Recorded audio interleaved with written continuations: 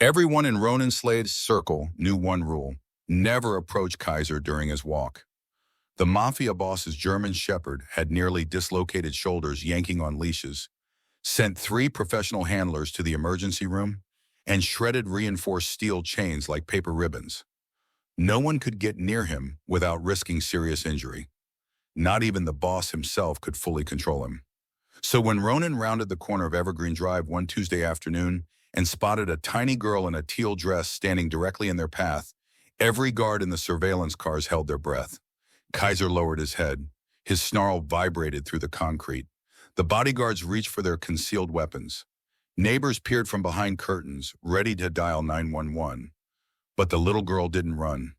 She didn't scream. She just tilted her head and whispered something no one else could hear. Kaiser stopped snarling. His ears flicked forward. And then, in a moment that made every hardened criminal freeze in disbelief, the beast everyone feared slowly dropped his aggressive stance and locked his gaze on the small child with something that looked almost like recognition. Ronan Slate watched from behind his sunglasses, stunned. He'd eliminated rivals, crushed competitors, and built an empire on absolute control, but he had never seen his dog respond to anyone with anything other than rage, especially not a 7-year-old girl. What she did next shocked everyone watching and revealed a secret about Kaiser that no one, not even the Mafia Boss, had ever known. Stay with me until the end, because what this little girl uncovers about the German Shepherd will change everything you think you know about fear and loyalty. Before we begin, don't forget to like this video, hit subscribe, and comment where you're watching from. Now let's get started. The Willow Ridge neighborhood stretched across pristine suburban streets, where manicured lawns met designer homes and luxury sedans lined driveways like soldiers at attention. Behind the picture-perfect facades of this exclusive community, one house commanded more respect than all the others combined, not because of its faucity or its value, but because of the man who lived there. Ronan Slate had built his criminal empire on precision, discretion, and calculated intimidation that never left fingerprints. His tailored suits concealed arms covered in intricate tattoos, each one marking a chapter in a story most people were better off not knowing. Politicians avoided his gaze. Business owners paid their tributes without complaint. Rival organizations understood that crossing Ronan Slate meant consequences that came swiftly and permanently. Yet there was one force in his meticulously controlled world that Ronan himself couldn't master. Kaiser had entered Ronan's life 2 years earlier, a gift from a former associate who thought the crime boss needed enhanced security. The massive German Shepherd weighed 90 pounds of pure muscle and possessed a temperament that made professional trainers question their career choices. From the very first day, Kaiser proved utterly untamable. The first handler lasted barely an hour before Kaiser lunged through a supposedly unbreakable lead, backing the man against Ronan's Mercedes until security had to intervene. The second handler made it through 3 sessions before Kaiser's relentless aggression sent him packing with a check for hazard pay and a recommendation to find the dog a military facility. By the time the 6th trainer walked away, word had spread through underground channels and elite animal behavior networks alike. Kaiser wasn't just aggressive, he was something far more dangerous, unpredictable. The dog had destroyed custom furniture worth thousands, torn through supposedly indestructible kennels, and once snapped a chain-link leash with such force that the metal links scattered across the driveway like shrapnel. His bark could silence an entire street. His growl made seasoned enforcers instinctively check their exits. Even Ronan maintained a careful distance. The crime boss had tried everything money could buy. Behavioral specialists who commanded 5-figure fees, custom training equipment designed for military working dogs, consultation with animal psychologists who analyze everything from diet to sleep patterns. Nothing made a difference. Kaiser lived like a caged hurricane, barely contained and always ready to unleash chaos. Ronan's staff developed elaborate strategies to avoid the dog's territory. Security rotations were scheduled around Kaiser's outdoor time.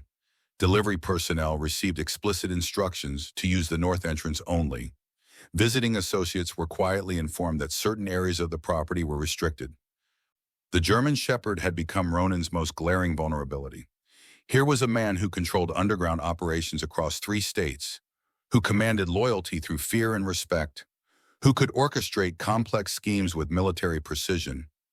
Yet he couldn't tame one German shepherd. But Ronan refused to remove Kaiser from his life. Somewhere beneath the layers of calculated cruelty and criminal sophistication, Ronan recognized something in the dog's fierce resistance to control, something that mirrored his own refusal to submit to anyone or anything, ever. Ronan Slate didn't believe in second chances. His philosophy was simple and brutally effective.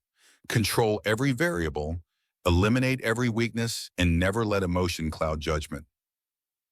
It was this ruthless clarity that had transformed him from a street-level operator into one of the most feared figures in the criminal underworld. His organization ran like clockwork. Money laundering operations flowed through legitimate businesses with surgical precision. Territory disputes were resolved before they escalated. Associates understood that loyalty meant survival and betrayal meant disappearance. Ronan's reputation wasn't built on theatrical violence or public displays of power. Instead, he operated with the quiet efficiency of a corporate executive, making problems vanish with a phone call, a wire transfer, or a carefully worded conversation. Politicians stayed bought. Judges remembered their families. Competitors learned to respect boundaries or face consequences that arrived without warning. Everything in Ronan's world bent to his will through a combination of strategic intimidation and calculated rewards. Everything except Kaiser. The German shepherd had arrived on a rain-soaked November evening, delivered by Marcus Chen, a former associate who'd recently relocated to the West Coast. "Every king needs a worthy guardian," Marcus had said, presenting the 18-month-old dog with ceremonial pride. "This one's got bloodlines going back to German military stock. Trained for protection, loyal unto death." Marcus had been wrong on almost every count. Kaiser's first week became legendary among Ronan's inner circle. The dog destroyed a $12,000 Italian leather sofa, attacked the pool maintenance crew, and bit through 3 different leashes in 72 hours. Ronan hired Elena Vasquez, a trainer whose resume included work with police K-9 units and private military contractors. She lasted 4 days before Kaiser cornered her in the garage, forcing her to climb onto the hood of Ronan's Range Rover while the dog circled below, snarling with focused intensity. The next trainer, a stern German specialist named Klaus Hoffmann, arrived with electronic collars and rigid discipline protocols. Kaiser learned to remove the collar within 6 hours and shoot it into unrecognizable pieces. By the time Ronan had cycled through 8 different professionals, each commanding higher fees than the last, the truth had crystallized into something uncomfortably clear. For the first time in his adult life, Ronan Slate had encountered a force that refused to be controlled, manipulated, or broken. Kaiser wasn't just a difficult dog. He was a living contradiction to everything Ronan believed about power, a constant reminder that some things existed beyond the reach of fear, money, or influence. Every Tuesday and Thursday at precisely 4:15 in the afternoon, Ronan Slate walked Kaiser through the neighborhood. It wasn't exercise or leisure. It was a declaration. The sight of the tattooed mafia boss in his impeccable suit, barely controlling 90 pounds of snarling fury, sent a clear message to everyone in Willow Ridge. Power lived here, and it didn't apologize for taking up space. Mothers grabbed their children, dog walkers crossed to the opposite sidewalk. Joggers suddenly remembered urgent appointments elsewhere. Even the surveillance detail that followed at a discreet distance in unmarked vehicles maintained a healthy buffer zone. Kaiser walked these streets like a natural disaster barely contained by a leash, and Ronan had learned to accept the perpetual tension in his shoulder, the constant vigilance, the knowledge that every step carried the possibility of violence. This particular Tuesday started no differently. Kaiser pulled against the reinforced lead with mechanical determination, his massive head lowered, ears pinned back, scanning for threats that existed only in his perception. Ronan's jaw tightened as they rounded the corner onto Evergreen Drive, his mind already calculating the route back, the remaining time, the moment he could return Kaiser to a secured run and pour himself 2 fingers of scotch. Then he saw her. A small figure in a teal dress stood motionless on the sidewalk ahead, a brown backpack slung over narrow shoulders. She couldn't have been more than 7 years old, and she was staring directly at them with an expression Ronan couldn't immediately categorize. Not fear, not curiosity, something else entirely. Irritation flared in his chest. Where were this child's parents? Which neighbor had been careless enough to let a kid wander into Kaiser's path? The dog had already spotted her, his body going rigid, that familiar low growl building in his chest like approaching thunder. "Move," Ronan said sharply, his voice carrying the authority that made grown men comply instantly. The girl didn't move, didn't even blink. Kaiser's growl intensified, his lips curling back to expose teeth designed for maximum damage. The surveillance car behind them slowed almost to a stop. Ronan could feel Tommy Chen's hand probably already on his weapon, ready to intervene if the situation spiraled. "I said move, kid, now." Instead of retreating, the girl tilted her head slightly, her gaze shifting from Ronan to Kaiser with unnerving focus. When she finally spoke, her voice was quiet but clear enough to stop Ronan mid-step. "He looked scared." Ronan's hand tightened on the leash. "What?" "Your dog," Avery said simply, still not moving. "He's not angry, he looks scared." The absurdity of the statement hit Ronan like a slap. Scared? Kaiser had never been scared a day in his violent life. The dog was pure aggression wrapped in fur and muscle, a creature that attacked first and never bothered with questions. Ronan opened his mouth to tell this foolish child exactly how wrong she was, but Kaiser chose that moment to prove his point for him. The German Shepherd lunged forward with explosive force, the leash going taut with enough violence to jerk Ronan's entire arm. The snarl that erupted from Kaiser's throat wasn't just sound, it was a physical presence, a promise of blood and torn flesh. Tommy Chen was already out of the surveillance car, hand inside his jacket. A neighbor's door opened and immediately slammed shut. This was it. This was the moment Ronan would have to explain to whoever owned this careless child why they should have kept better watch. But then something impossible happened. The girl reached slowly into her brown backpack, her movements deliberate and unhurried despite the 90 pounds of fury straining toward her arm. Ronan's heart hammered against his ribs. What was she doing? Did she have food? A toy? Some misguided attempt to befriend a beast that didn't understand friendship? Avery's small hand emerged holding nothing at all. It said she brought her fingers to her lips and made a sound. Soft, rhythmic, barely louder than a whisper. It wasn't a word. It was something between a hum and a click, a gentle pattern that repeated 3 times in careful succession. Click, hum hum, click, hum hum, click, hum hum. Kaiser's snarls stopped as if someone had cut the power to his voice box. The sound died mid-gasp, leaving only the afternoon breeze and the distant hum of traffic. Ronan felt the leash go slack in his hand, the tension evaporating so suddenly he almost stumbled forward. The German Shepherd's entire body language transformed in the span of a heartbeat. His raised hackles smoothed, his bared teeth disappeared behind closing jaws. Most incredibly, his aggressive lunge collapsed into a low crouch, his massive frame lowering until his belly nearly touched the sidewalk. Kaiser's ears, which had been pinned flat against his skull in pure aggression, now swiveled forward, focusing on the small girl with an intensity Ronan had never witnessed. The dog's eyes, usually hard and calculating, had softened into something that looked disturbingly close to recognition. Tommy Chen stood frozen halfway between the car and the scene, his hand still inside his jacket, his expression mirroring the shock that Ronan felt flooding through his own system. In 2 years of ownership, through 8 trainers and countless violent episodes, Ronan had never seen Kaiser respond to anything with submission. Until now. What could a 7-year-old girl possibly know that a man who controlled an entire criminal empire didn't? Hit that like button if you believe real power comes from connection, not fear. Only people like Ronan, who think intimidation is strength, won't.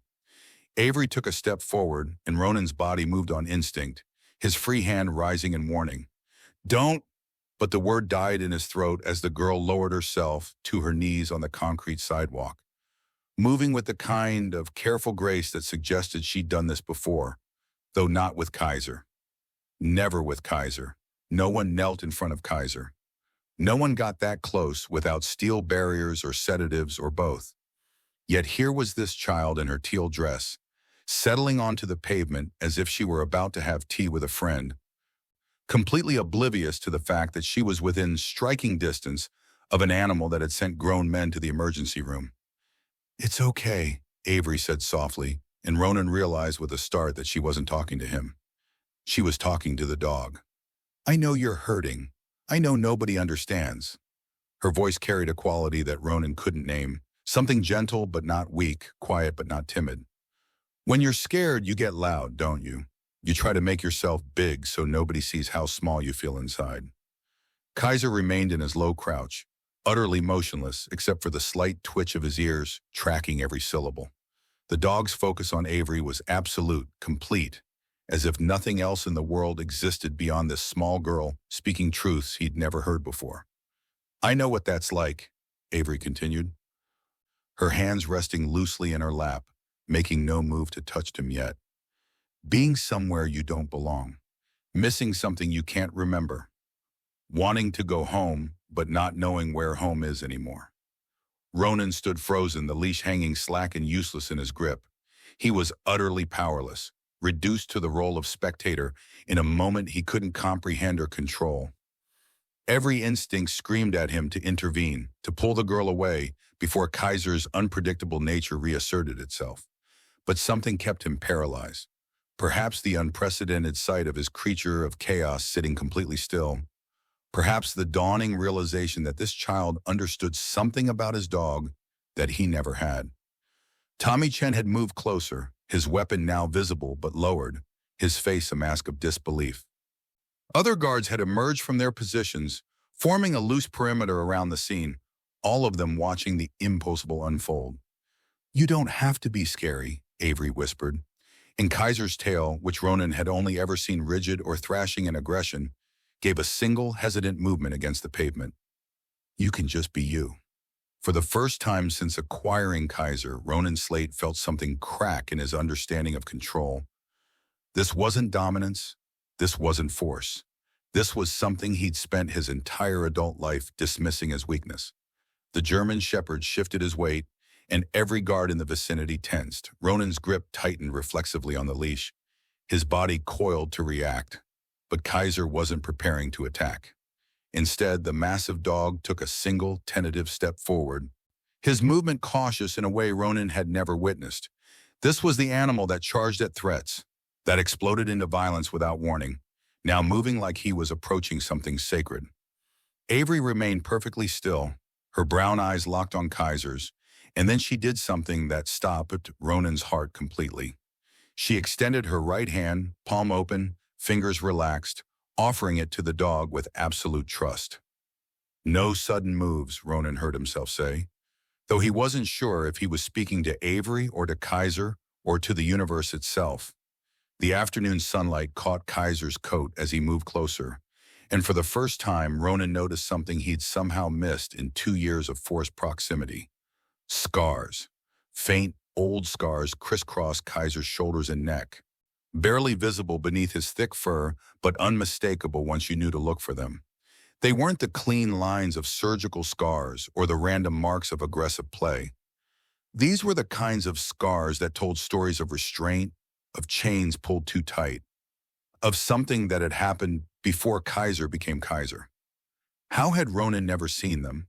How had 8 professional trainers never mentioned them? Or had everyone been too focused on the aggression, too blinded by the immediate danger to look beneath the surface?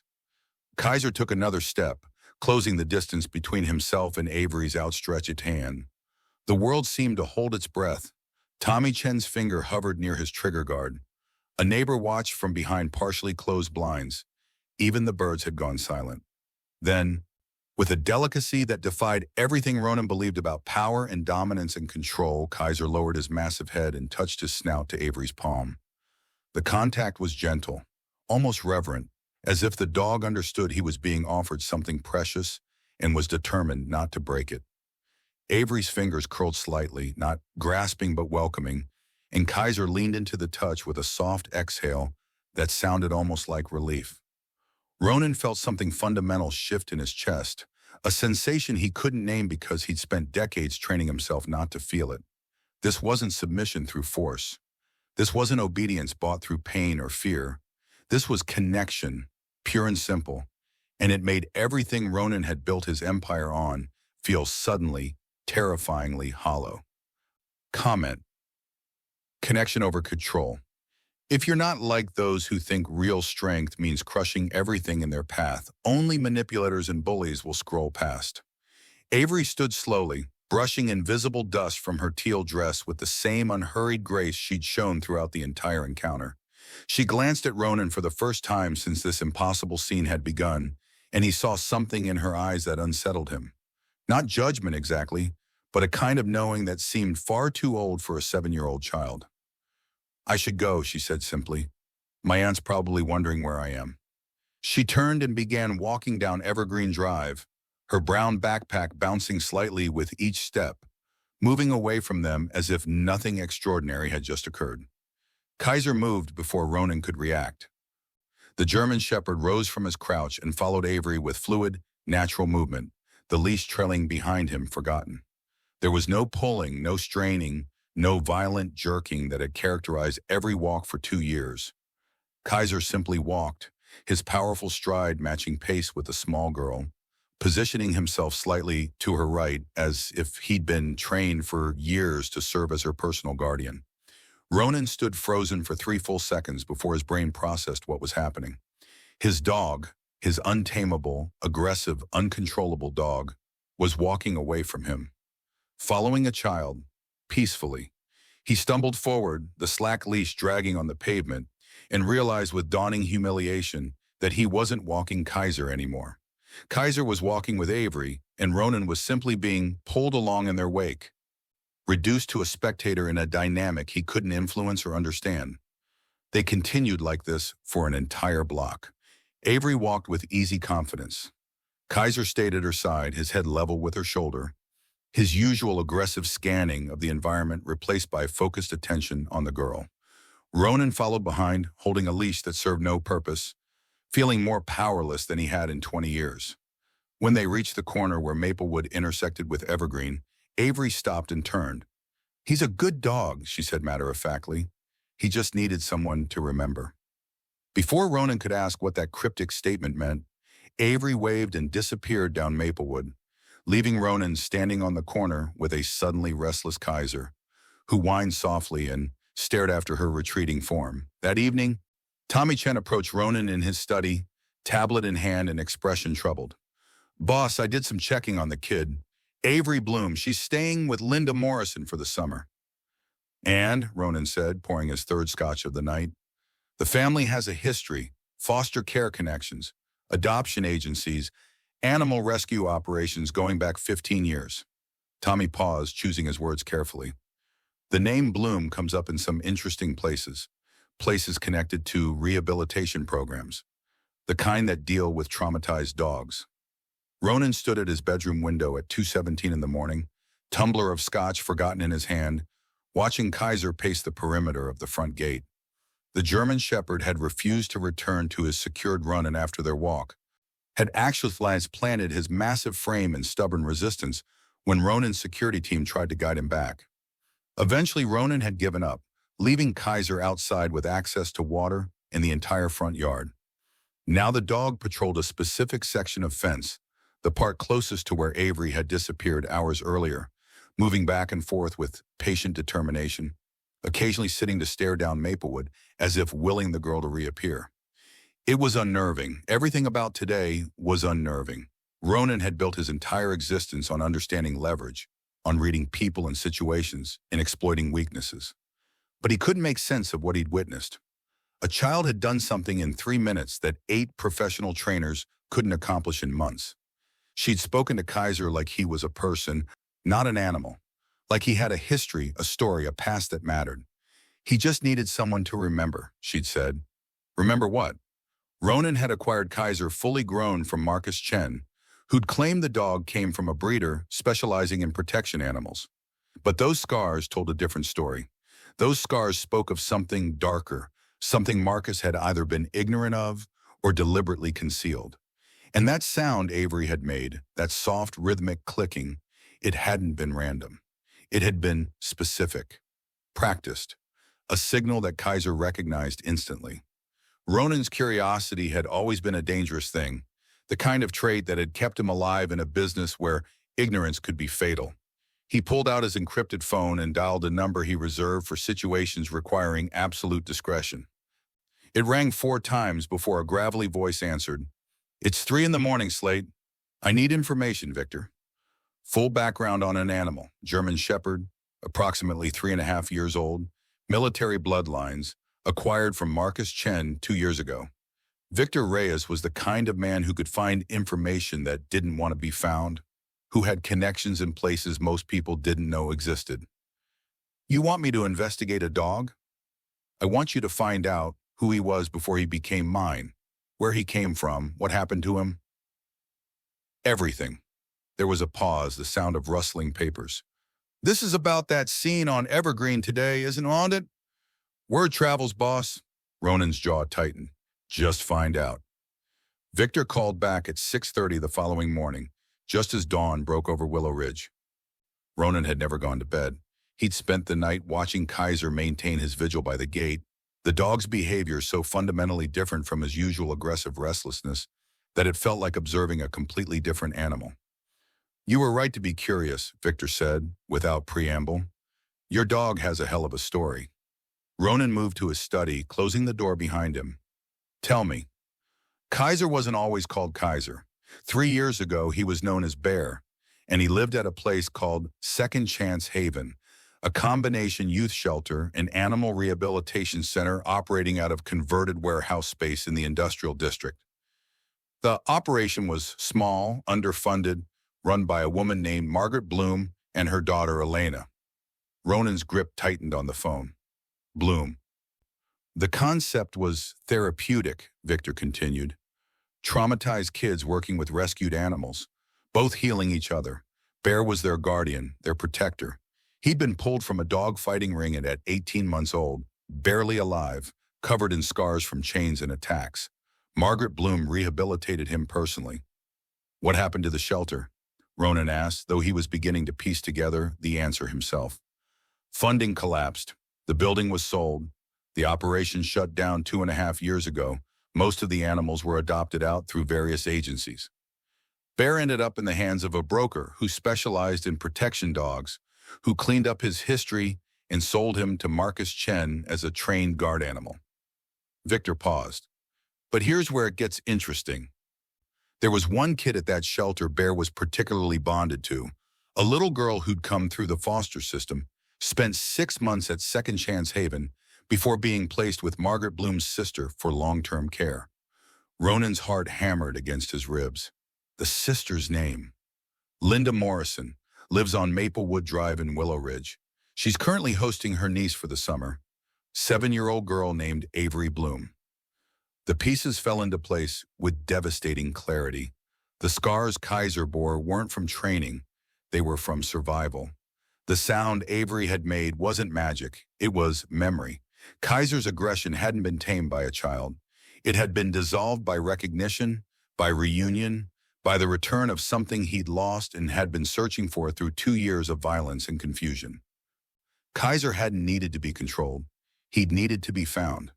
Do you think loyalty can be forced, or does it have to be earned?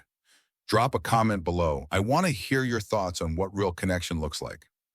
Ronan ended the call and walked to the front window, where Kaiser remained in his patient vigil, lying on the grass with his head raised, eyes fixed unwavering on the corner where Maplewood met Evergreen. The morning sun illuminated the scars on Kaiser's shoulders.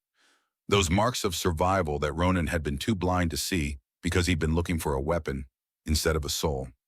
For 2 years, Ronan had tried to break Kaiser's will, to force submission through expensive trainers and dominance protocols and sheer stubborn determination. He'd viewed the dog's resistance as a challenge to his authority, a problem to be solved through control. But Kaiser had never needed to be broken. He'd already been shattered once in that fighting ring, and then carefully pieced back together by people who understood that healing required patience, not power. Kaiser hadn't been defying Ronan. He'd been searching, waiting, holding on to some deep, instinctive hope that the connection he'd lost might somehow return. And yesterday it had. Not through force or training or any method Ronan's money could buy, but through a 7-year-old girl who'd knelt on concrete and spoken to pain instead of aggression. Avery hadn't seen a dangerous animal that needed to be controlled. She'd seen Bear, a traumatized survivor who remembered what kindness felt like. Ronan had spent his entire adult life building an empire on a simple philosophy: loyalty through fear, respect through intimidation, control through the careful application of consequences. He'd believed that power meant making others bend to your will, that true strength was measured by how thoroughly you could dominate everything in your path. But watching Kaiser lie peacefully in the morning sun, no longer a weapon, but simply a dog waiting for his person, Ronan felt the foundation of that philosophy crack. This was loyalty. Not the transactional obedience Ronan commanded from his associates, not the fearful compliance he extracted from his enemies. This was devotion freely given, the kind that couldn't be bought or forced or manufactured through dominance.